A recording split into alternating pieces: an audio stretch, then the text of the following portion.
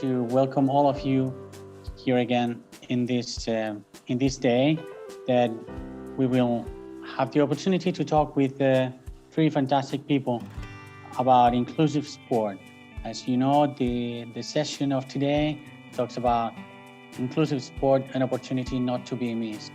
And I think it's a great opportunity, not also a challenge, but a great opportunity the pandemic has given us to talk about how not to lose this opportunity to include another approaches, to have different point of views, to restart sport in a different way, in a better way, putting the person at the center of sport, as we have mentioned in our past sessions.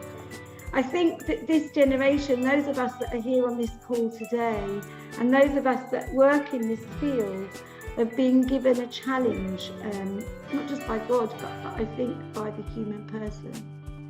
And that is to recognise that through the work that we're doing, it's a particular moment in time when change can occur. And we can all be witnesses to the potential of sport as a place of inclusion that welcomes the refugee, that welcomes the disabled person, that welcomes the athlete, no matter what their body shape and no matter how they want to share their sport. Sport is a place for everybody. It's time, but what's most exciting is that we're the ones to make the change. Thank you. Sport can be the positive answer to the suffering of many, many years of walking towards safety, walking towards the desert, and walking and sometimes even sailing through a dangerous sea.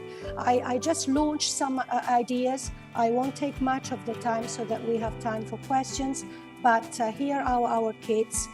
Sports here in Niger for UNHCR is at the center of my protection response.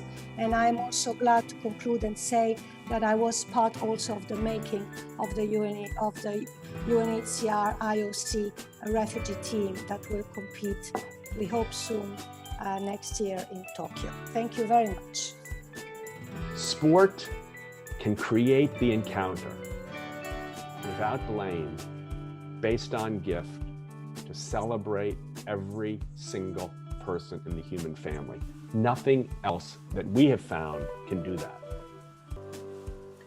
I don't come to you to defend sport or argue for sport for any reason other than that I'm a cold-blooded seeker of the best means to make a difference. And this is the way to do it. I was trained as a teacher. I taught in public schools. I worked in child development. I worked amongst the mystics, in the literature of the mystics.